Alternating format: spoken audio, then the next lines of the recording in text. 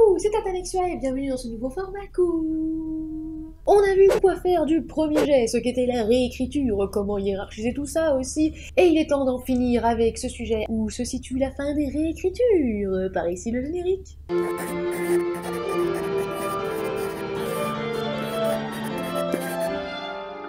Pour ne louper aucune vidéo, abonnez-vous et activez la cloche. 4 réécritures, 40 réécritures. Où est-ce qu'on s'arrête?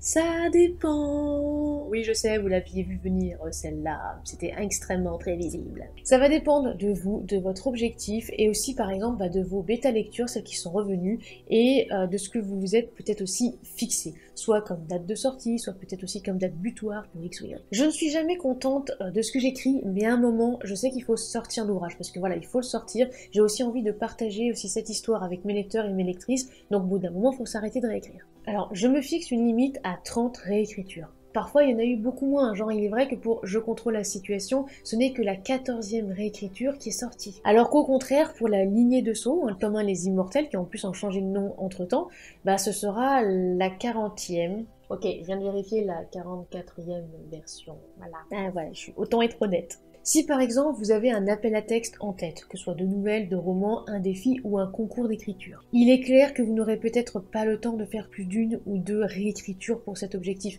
Mais si par exemple votre histoire n'est pas retenue, rien ne vous empêche de la retravailler après, car vous allez aussi avoir un œil neuf, peut-être qu'on va justement vous faire des observations dessus. Si on ne vous en fait pas, essayez justement de glaner, on va dire, des petites choses à droite et à gauche, ou même auprès de moi par exemple. Oui, on peut peut-être passer une petite heure ensemble, et puis j'ouvre une petite facture. Rassurez-vous, normalement tout le monde reste en vie après mes coachings, enfin je crois.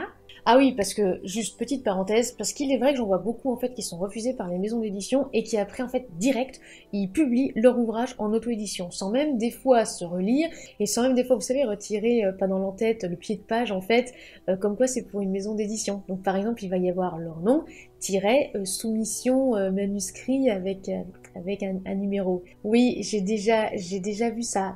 Non, ne faites pas ça, par pitié. Surtout que des fois, il s'est passé plusieurs semaines, voire des mois, entre votre envoi de soumission et le refus. Donc, il va falloir un petit peu réécrire, parce que pendant ce temps-là, votre style a forcément évolué, votre vision de l'histoire aussi.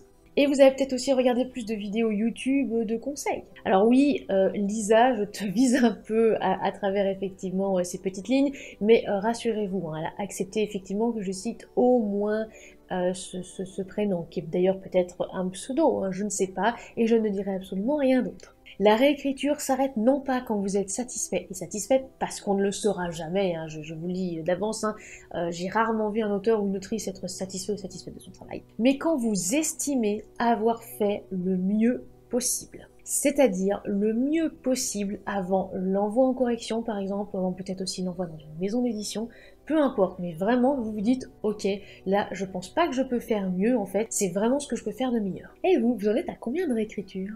Voilà, c'est la fin de ce petit format court, j'espère qu'il vous aura plu. On verra ensemble la semaine prochaine les corrections à faire avant l'envoi en maison d'édition. En attendant, n'oubliez pas de vous abonner, de lâcher un petit like, un commentaire et de partager cette vidéo, cela nous fera très plaisir et ça nous aide au niveau algorithme.